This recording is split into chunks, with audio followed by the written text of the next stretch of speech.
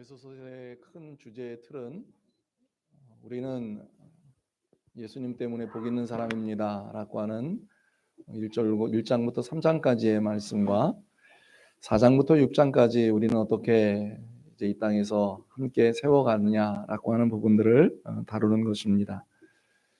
우리가 함께 세워져 갈 때 가장 중요하게 여겨져야 되는 부분들을 계속 다루고 있는 것은 우리는 하나입니다 라는 말씀입니다. 오늘 에베소서 5장 30절에 우리는 그의 몸의 지체입니다 라고 하는 말인데, 예수님은 여러분들을 지체를 만들으시기 위해서 가장 귀함을 우리에게 주셨습니다. 그 지체됨의 하나를 확인하는 과정이 복종이고 그리고 사랑입니다.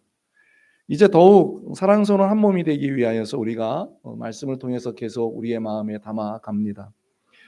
이 하나됨은 예수님의 마음이시고요, 목회자의 마음이기도 하고 우리 성도들의 마음이기도 합니다.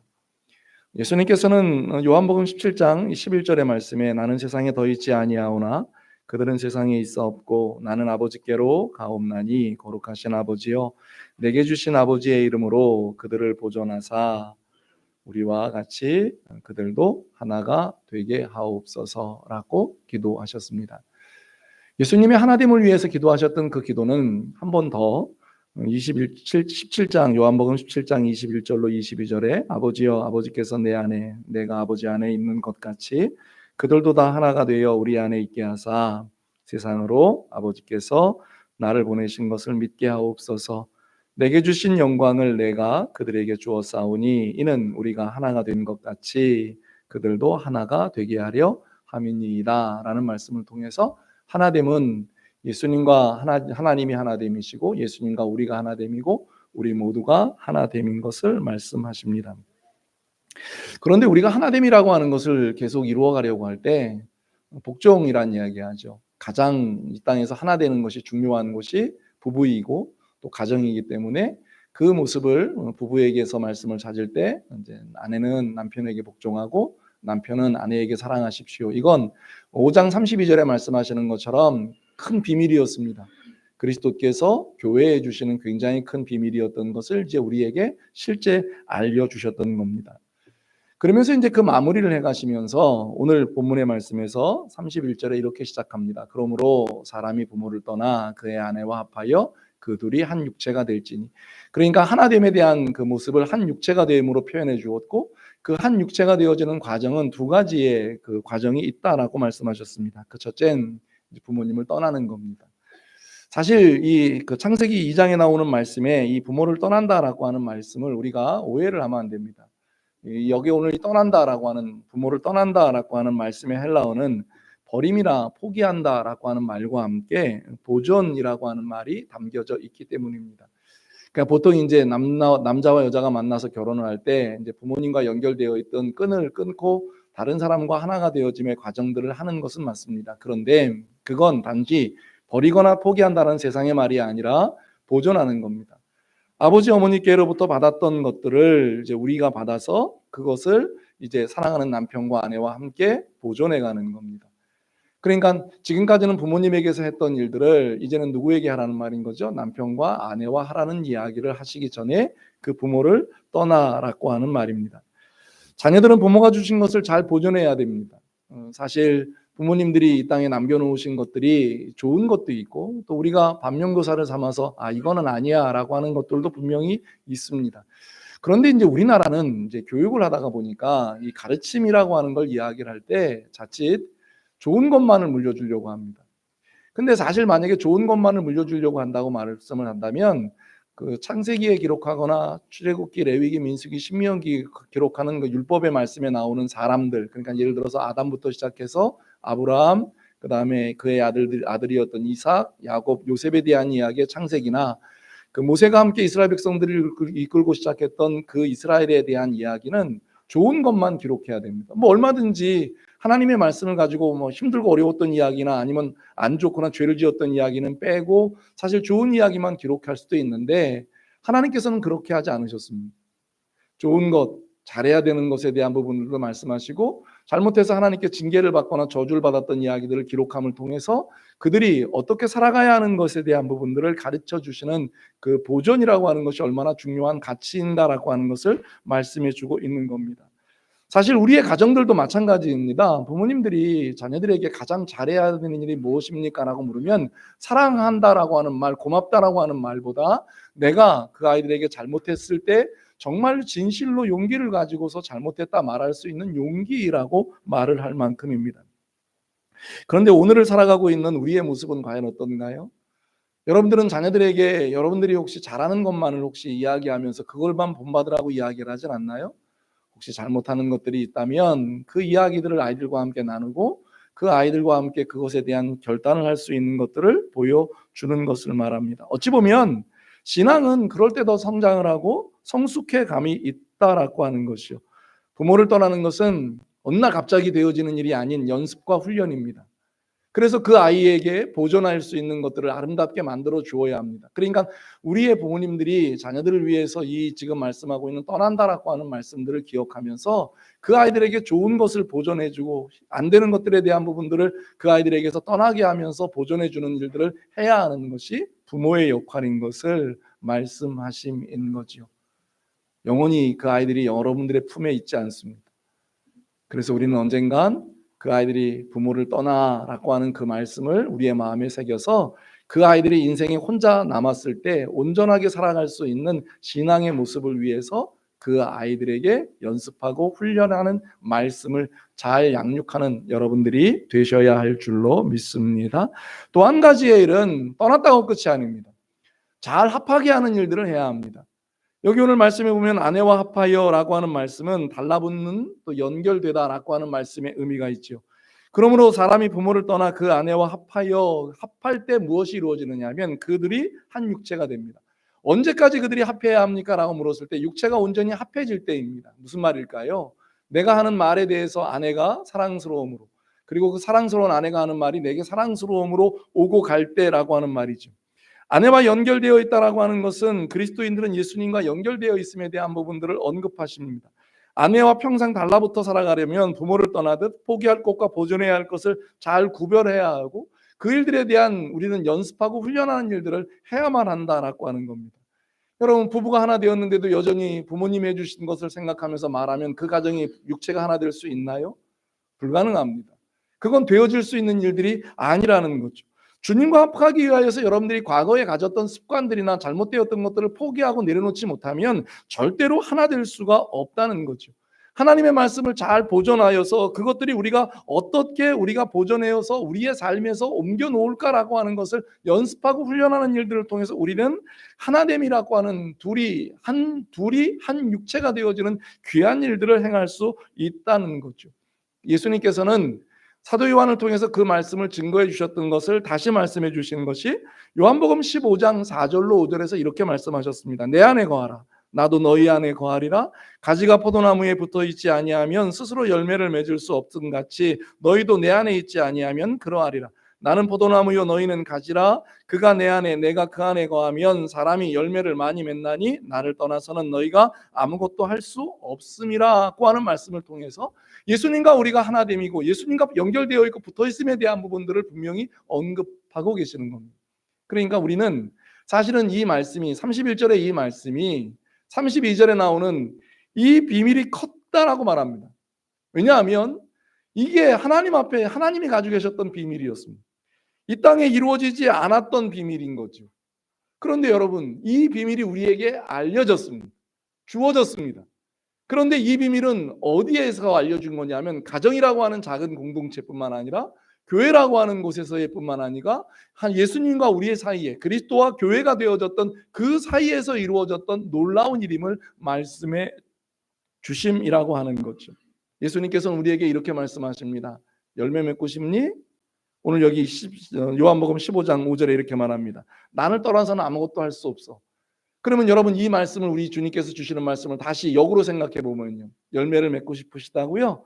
많은 것을 여러분들이 주님 앞에 드리고 싶으시다고요? 사랑하는 믿음의 성도 여러분, 주님과 더 달라붙는 연결되고 결합되어 있는 일들을 잘할 수 있기를 주의 이름으로 간절히 축원합니다. 그러니까 열매를 맺기 위해서는 누구와 가까이 해야 되느냐를 분명히 알아야 돼요. 열매를 맺기 위해서는 무엇을 가까이 해야 되는지 알아야 됩니다. 남편과 아내가 둘이 하나가 되어서 열매를 맺길 원한다면 남편과 아내에 대한 그 귀함이 함께 있어야 됨이라고 하는 것을 말씀하죠.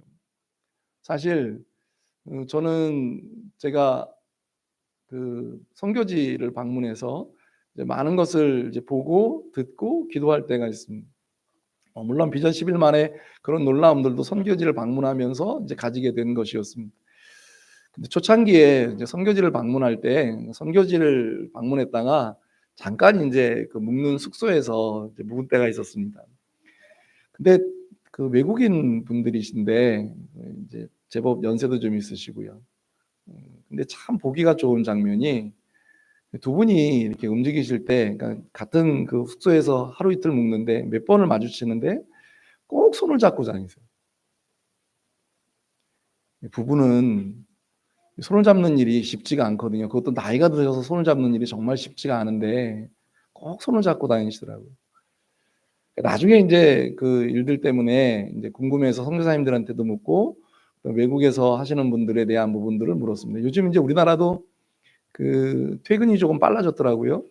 그 4시 반, 5시 반 되면 옛날에는 6시, 7시가 그 러시아어였다면 지금은 시간이 좀 빨라졌어요. 근데 외국의 사람들이 하는 게 하나 있습니다. 퇴근이 좀 아침에 일찍 출근하고 저녁에 일찍 퇴근합니다. 4시 반, 5시면 퇴근들을 다 해요. 그리고 저녁의 삶을 가족을 위해서, 그러니까 나중에 그렇게 이제 그 은퇴하시고 난 다음에 여행을 가셔도 부부가 함께 갈 수 있고요. 그다음에 손을 꼭 잡아주는 일.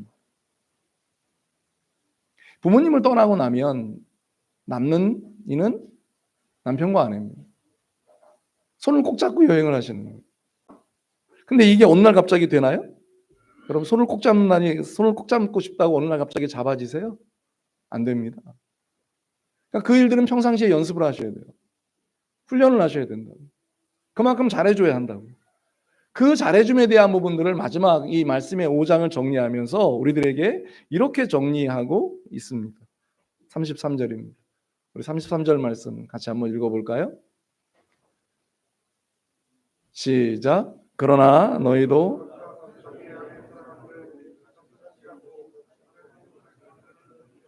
아멘. 여기 다시 한번 말씀합니다. 너희도 각각 자기의 아내 사랑하기를 자신같이 하고. 이 말씀은 계속 주셨던 말씀입니다. 전 시간에도 말씀을 드렸던 것처럼 주님이 우리에게 주셨던 말씀의 끝자락에 이 말씀을 주셨습니다. 자기 아내를 사랑하는데 누구같이 사랑하라고요? 여러분 이 말씀을 우리는 늘 기억하고 살아야 됩니다. 우리가 이웃을 사랑할 때 누구처럼 사랑하라고요? 그러니까 자꾸 이제 잊어버려요. 이제 그 말씀을 잃어버리다 보니까 우리가 어떤 결과를 만들어내느냐 하면 사람 사랑하는 게 힘들다고 여겨지는 거예요. 그 왜 힘들까요? 라고 물어보면 사람을 사랑하는, 외부의 사람을 사랑하는 게 힘든 게 아니라 우리 자신을 사랑해 본 일이 없는 거예요. 예수님께서 분명히 그 마태복음 22장에서 우리의 사랑에 대한 부분들을 가르치셨을 때 하나님을 사랑하십시오. 마음 다하고 뜻 다하고 정성 다하고 힘을 다하여 주 너희 하나님을 사랑하십시오. 그리고는 주님이 그 다음 말씀하셨던 게 뭐냐 하면 내 이웃을 누구와 같이요? 내 몸과 같이 사랑하십시오를 가르치십니다. 그러니까 주님께서 우리에게 주신 사랑을 아는 사람이 그 사랑을 베풀 수 있다는 거예요. 주님이 우리에게 주신 사랑을 아는 사람이 나를 사랑하는 것처럼 가족을 사랑하고 이웃을 사랑하고 우리의 사랑하는 사람들을 사랑해 갈 수 있다라고 하는 것을 말씀하고 있는 장면들을 계속 주십니다. 그러면 여러분들이 이 말씀을, 이 에베소서의 말씀을 통해서 계속 확인하는 겁니다. 그 말씀의 가장 큰 주제 중에 하나인데요. 그 말씀을 확인하는 게 뭐냐면 여러분들이 얼마만큼 사랑을 받는 사람이냐, 여러분들이 얼마만큼 복 있는 사람이냐, 여러분들이 얼마만큼 하나님 앞에 은혜의 사람이냐를 확인하셔야 된다는 거예요. 그런데 오늘날 우리 한국에 있는 그리스도인들은 이걸 사실 확인을 잘 안 해요. 그러다 보니까 무슨 이 확인들을 잘 안 하다 보니까 어떤 결과를 자꾸 만들어내느냐 하면 세상의 것에 대한 기준을 가지고서 자꾸 내가 하나님의 사랑을 얼만큼 받았느냐 못 받았느냐에 대한 걸 이야기를 합니다. 세상의 기준을 가지고서 왜 하나님의 사랑을 이야기하세요? 세상의 사람들에 대해서 말하는 것을 가지고 왜 하나님 앞에서 사랑에 대한 기준을 이야기하시느냐고요. 하나님은 여러분들을 사랑하시되 하나밖에 없는 예수님을 이 땅에 주시고 그 예수님이 여러분들을 사랑하시되 십자가 위에 죽게 하심을 통해서 여러분들을 사랑하신다라고 하는 이 사랑의 고백이 여러분들의 믿음이 되어지시기를 주님의 이름으로 간절히 축원합니다. 이 고백이 없으면 안 돼요. 뭐가 안 되느냐 하면 마지막에 이야기하고 있는 아내도 자기 남편을 존경하라고 하는 존경이 안 돼요. 왜 존경이 무너졌는 줄 아시나요? 하나님이 나를 사랑하시는 사랑이 식어졌거나 아니면 내가 하나님 앞에 받았던 사랑이 없다고 느껴질 때 식어지는 게 존경이에요. 부부간에 사랑해서 결혼을 한다고 이야기를 합니다. 그런데 오래도록 같이 살면서 더 존경스러워야 되는데 존경스러움이 없어집니다. 처음에는 존중한 말을 합니다. 존중하는 행동을 합니다. 그 사람이 무엇을 원하는가를 생각합니다. 그런데 그것이 익숙해지면서 사라져갑니다. 왜요? 존경하지 않기 때문에가 아니라 사랑이 식어지기 때문이라는 거예요. 우리는 생각을 합니다. 존경이 없다고. 아니요. 존경이나 존중이 없는 게 아니라 사랑이 없습니다. 그러니까 자기 사랑이 하나님에 대한 사랑이 없어지고 하나님께 주시는 사랑이 적어진다고 생각을 하니 사람을 존중하거나 사람을 존경하는 일들이 힘들어지고 어려워진다라고 생각을 하는 거예요. 부부가 살아가면서 사랑이 더 샘솟듯 해보세요. 지켜보는 육신의 몸이야 어쩔 수 없이 후패되어 가지만 후패되어 가는 육신의 몸 속에서 그 사람에 대한 사랑이 더 샘솟듯 해보세요. 그러면 그 사람에 대해서 당연히 하게 되는 게 뭘 하게 되냐면 존경을 하게 되어 있다는 말입니다. 근데 우리에게는 존경의 마음이 사라진다라고 하는 걱정을 합니다. 근데 실제 돌아보면 존경의 마음이 사라지는 게 아니라 사랑의 마음이 사라져가고 있다라고 하는 겁니다. 익숙함이 사랑을 식어지게 합니다. 나는 할 수 있다라고 하는 마음이 사랑을 식어지게 합니다. 했다라고 하는 예전에 했었기 때문이라고 하는 마음이 사랑을 식어지게 합니다. 주님 앞에서도 마찬가지인 거죠. 부부간에만 남편과 아내에 대한 부부간에서만 그런가요? 주님과 우리의 관계에서는 그렇지 않은가요? 교회에 대한 것은 그렇지 않은가요? 익숙함이라고 하는 것이 그렇지 않은가요? 여러분들에게 주어져 있는 익숙함이라고 하는 게 너무 편하고 좋은 것인데 그것 때문에 혹시 정말로 주님이 여러분들에게 베풀어 주시는 사랑이 사라져서 정말로 우리가 해야 되는 존경이라고 하는 존중이라고 하는 것이 사라져가는 것은 아닐까요? 제가 만약 법을 좀 제정할 수 있다면 국회의원들도 3선 좀 정도 하면 끝났으면 좋겠어요. 왜 4선, 5선까지 하는지 잘 모르겠어요. 이건 제 생각입니다. 오해하지 마십시오. 너무 익숙해지면 존중감이 없어요. 존경감이 사라지기가 너무 쉽습니다. 제가 저를 경계하는 가장 큰 이유 중에 하나가 하나님께서 주신 이 자리, 하나님께서 주신 이 성도들, 하나님께서 주신 내게 맡겨주신 작은 것 하나가 존경이라고 하는 존중이 사라져버리는 걸 두려워합니다. 익숙하다는 것 때문에 아니면 내가 가지고 있기 때문에 정말 주님이 주시는 자기 아내도 자기 남편을 존경하라고 하는 존경이 사라져버린 것이 단지 존경이 사라진 게 아니라 사랑이 사라져버리는 그 어리석음 속에 살아가고 있는 건 아닌지.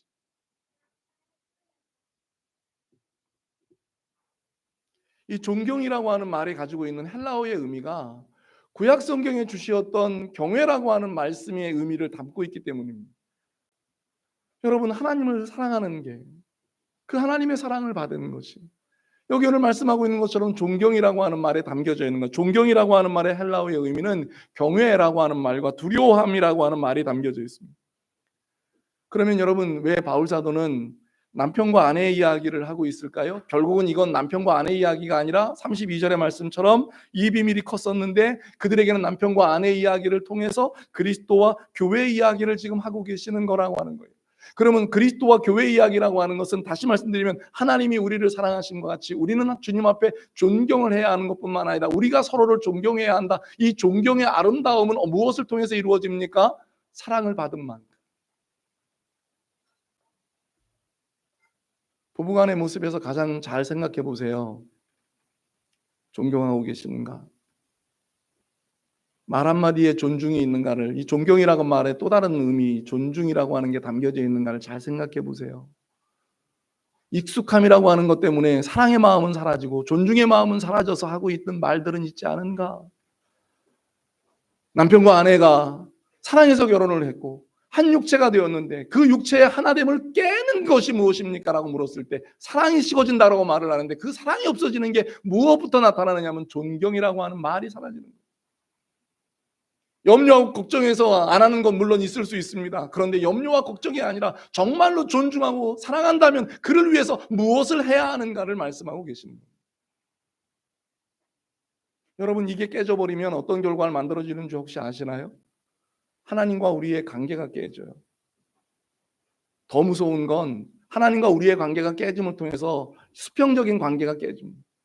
근데 이 수평적인 관계, 부부 간의 관계가 깨져버리면 죄송합니다. 부모 자녀 간의 관계도 깨져요.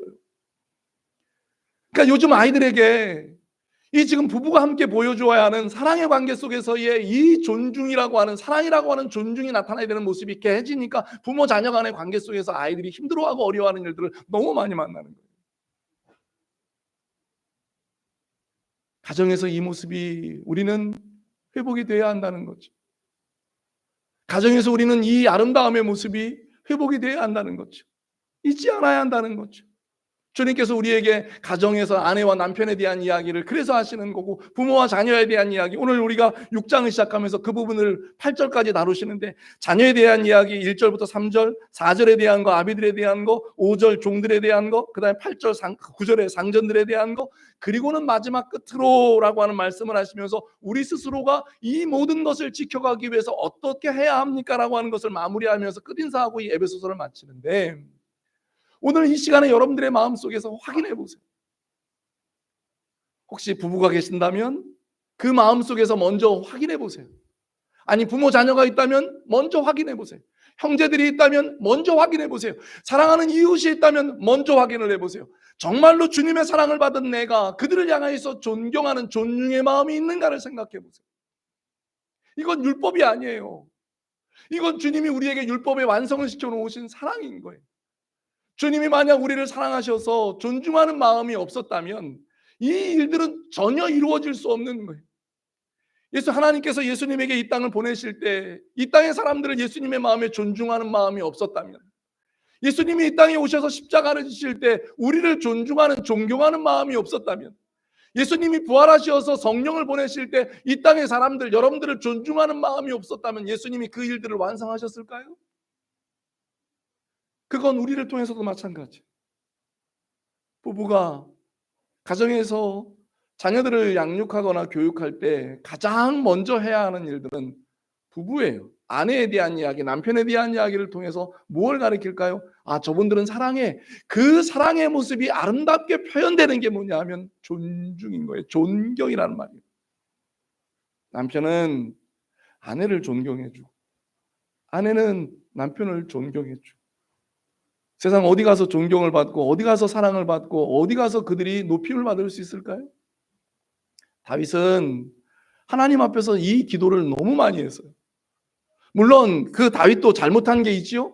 그런데 하나님 앞에서 이 지금 사랑의 마음과 함께 이 존경의 마음을 잊지 않으려고 부단히 애를 썼어요. 왜냐하면 아무리 세상 가운데 사람들이 높여진다고 말을 해도 하나님께서 나를 높이지 아니하시면, 존중하지 않으면 내 인생은 아무것도 아니기 때문에.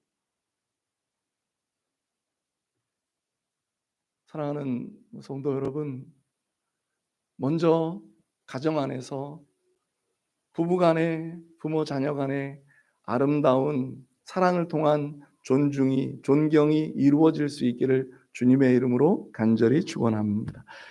그 모습이 교회 안에서도 이루어져요. 사실 교회 공동체는 그걸 확인하는 시간이에요. 내가 조금 예수 믿은 지 오래되었다고 무시하는 게 아니에요. 그 사람이 그리스도 안에서 가장 큰 사랑을 받고 있는 존중함이 교회 안에서 이루어져야 됩니다. 그래서 교회 공동체 안에서 아름다운 사랑 안에서 존중이 이루어질 때 여러분들의 연약함을 좀 내려놓아야 사람들이 좀 다가갈 수 있지, 늘 잘하는 것만 이야기하는 사람한테 누가 다가가겠냐고.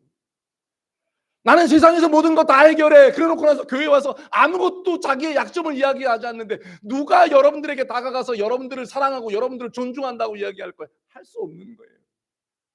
말씀을 스스로 지금 어기고 있는 거예요. 그러면서 공동체에서 하나가 되지 않는다고, 사랑받지 못한다고, 존중받지 못한다고. 사탄이 우리에게 쓰는 전략인 걸 왜 모르시냐고요. 사탄은 여러분들에게 왜 우리가 가지고 있는 약점을 우리의 공동체 앞에 못 내려놓냐고. 그건 함께 기도하는 사람, 정말로 기도해 주길 원하는 사람, 함께 공동체가 되어서 사랑하고 함께 공동체가 되어서 존중을 받고 존경을 받는 사람들이야만 할 수 있어야 된다. 근데 그게 안 이루어지고 나면 죄송합니다. 누구도 여러분들을 사랑하거나 누구도 여러분들을 존중할 수 없습니다. 모르는데 어떻게 할 거예요? 모르는데. 그래서 주님 앞에 여러분들이 주님께로만 사랑을 받고 주님께로만 존중을 받으면 된다고 생각하면 주님과만 하세요. 그런데 주님은 그런 관계를 만들어 놓지 않았어요. 이웃이 안 되고.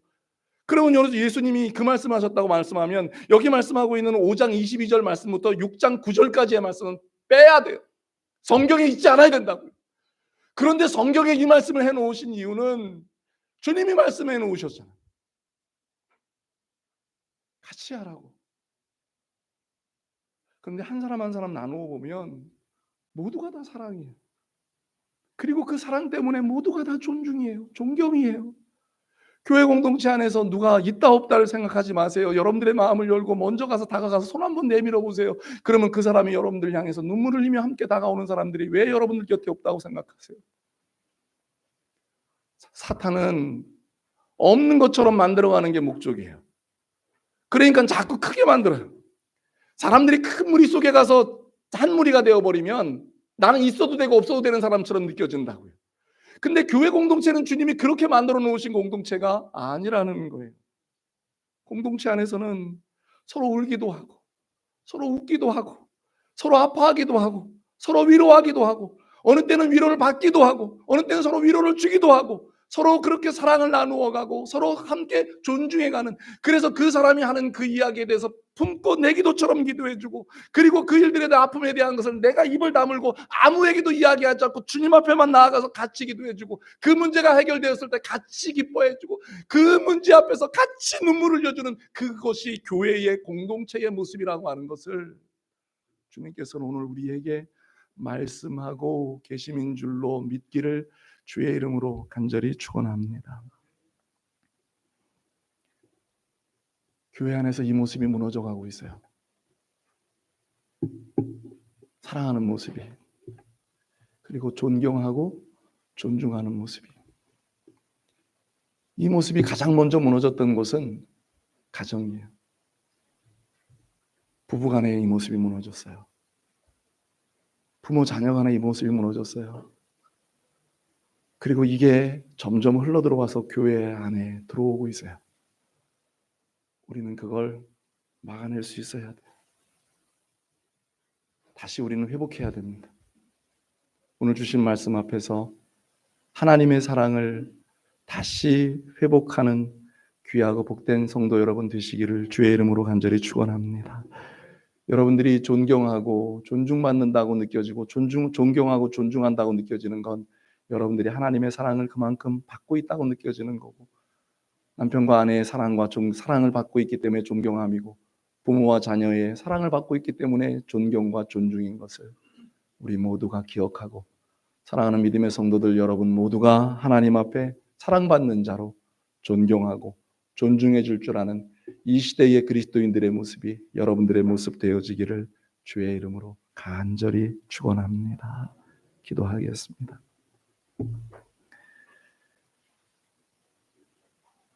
우리는 하나님의 사랑을 받은 사람들입니다. 사탄은 자꾸 우리에게 유혹합니다. 네가 무슨 사랑을 받았냐고. 그런데 여러분, 하나님은 여러분들을 너무나 사랑하셨습니다. 그래서 예수님을 이 땅에 보내셨죠. 예수님은 그 사랑을 받아 우리에게 주시려고 십자가 위에 죽으셨습니다. 그리고 우리에게 더 넘치는 것으로 부어주셨습니다. 그 놀라운 사랑을 받은 우리들,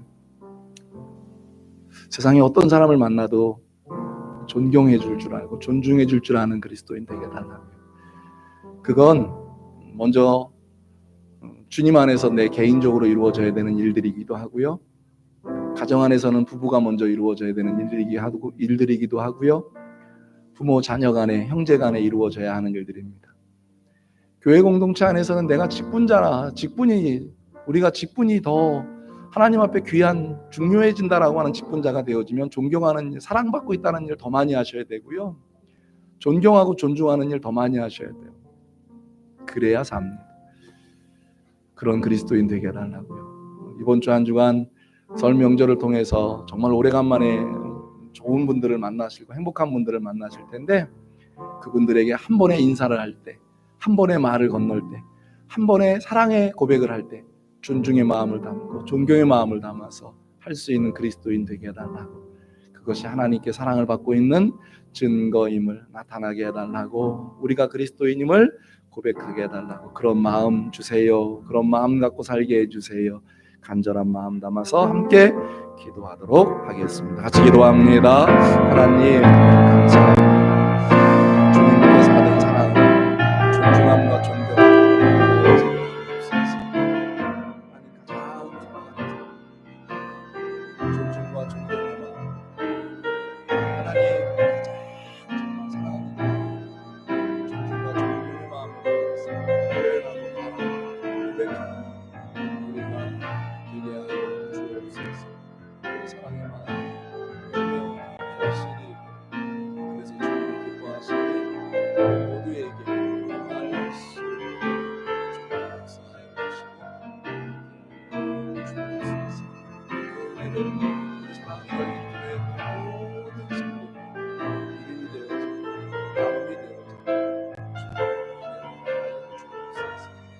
부모님에게 주신 아름다운 삶, 그 존중의 마음을 가지고 자녀들, 아비들의 마음, 종들의 마음, 성전들의 마음 돌아올 수 있도록